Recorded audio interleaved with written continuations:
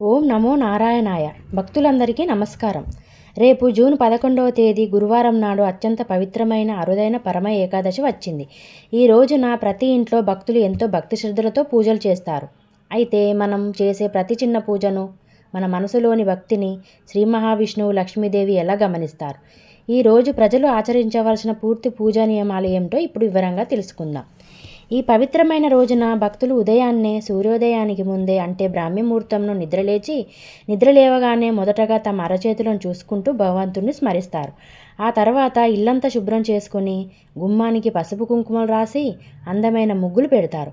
మనం ఉదయాన్నే నిద్రలేచి ఇల్లు శుభ్రం చేసుకునేటప్పుడే ఆ లక్ష్మీదేవి అనుగ్రహం మన ఇల్లంతటా ప్రసరిస్తుంది.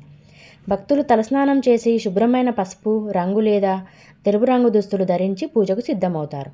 ఇంటిని శుభ్రం చేసుకున్న తర్వాత పూజా మందిరంలో ఉన్న శ్రీ మహావిష్ణువు, వెంకటేశ్వర స్వామి మరియు లక్ష్మీదేవి పటాలను చక్కగా తుడుచుకొని స్వామివారికి, అమ్మవారికి పసుపు కుంకుమలతో బొట్లు పెట్టి ఇంట్లో దొరికే రకరకాల పూలతో, ముఖ్యంగా పసుపు రంగు బంతిపూలు లేదా చేమంతి పూలతో, అమ్మవారికి ఎర్రటి గులాబీలతో దేవుడి పటాలను అందంగా అలంకరిస్తారు. మనము ఎంతటి భక్తితో దేవుణ్ణి అలంకరిస్తామో భగవంతుడు మన జీవితాన్ని అంత అందంగా మారుస్తాడని భక్తుల నమ్మకం.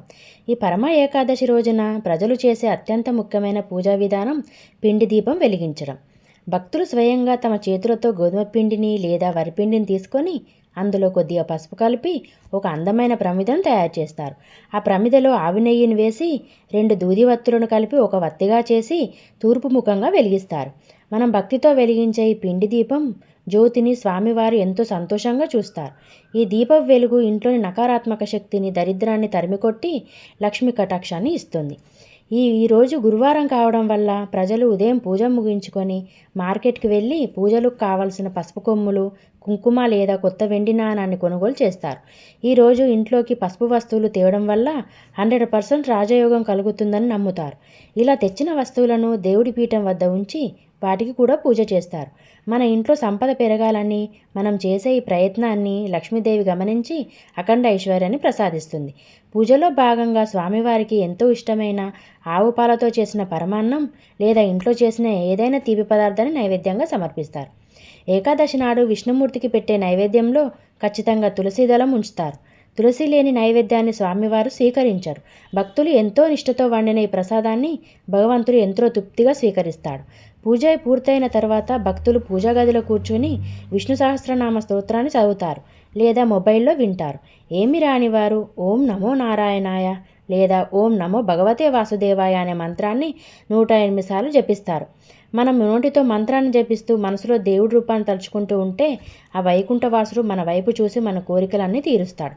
ఈ రోజున ప్రజలు అన్నం తినకుండా పూర్తిగా ఉపవాసం ఉంటారు. కేవలం పాలు, పండ్లు లేదా పూట పలహారం తీసుకుంటారు. కేవలం ఆహారం మానడమే కాదు, ఈరోజు ఎవరిపైన కోప్పడకుండా, అబద్ధాలు చెప్పకుండా ప్రశాంతంగా ఉంటారు. భక్తులు తమ శరీరాన్ని, మనసుని ఎంత పవిత్రంగా ఉంచుకున్నారో ఆ పరమాత్ముడు పైనుండి చూస్తూనే ఉంటాడు. మన నియమనిష్టలను మెచ్చి ఆయన మనకు సకల పాపాల నుండి విముక్తి కలిగిస్తాడు. రాత్రి సమయంలో కూడా భక్తులు త్వరగా పడుకోకుండా స్వామివారి భజనలు చేస్తూ లేదా వింటూ జాగరణ చేస్తారు. మరుసటి రోజు ఉదయాన్నే లేచి మళ్ళీ దీపం పెట్టుకొని పేదవారికి లేదా బ్రాహ్మణులకు బియ్యం, పప్పులు, కూరగాయలతో కూడిన స్వయం పాకం దానమిస్తారు. ఆ తర్వాతే తమ ఉపవాసాన్ని విరమిస్తారు. మనం చేసే ఈ దాన ధర్మాలను చూసి దేవుడు మన కుబేరుడు అంతటి ఐశ్వర్యాన్ని, మనశ్శాంతిని ఇస్తాడు. 3 ఏళ్లకు ఒకసారికి మాత్రమే వచ్చే ఈ పరమ ఏకాదశి నాడు రేపు జూన్ 11న మీరందరూ ఇంట్లో పిండి దీపం వెలిగించి స్వామివారిని పూజించండి. ఈ భక్తిని చూసి ఆ లక్ష్మీనారాయణులు మీ ఇల్లంతటా సంతోషాన్ని నింపుతాడు. ఓం నమో నారాయణాయ. ఈ సమాచారం మీకు నచ్చినట్లయితే వెంటనే మన వీడియోని లైక్ చేయండి, మీ స్నేహితులకు షేర్ చేయండి. మరిన్ని భక్తి విశేషాల కోసం మన ఛానల్ని ఇప్పుడు సబ్స్క్రైబ్ చేసుకోండి. ధన్యవాదాలు.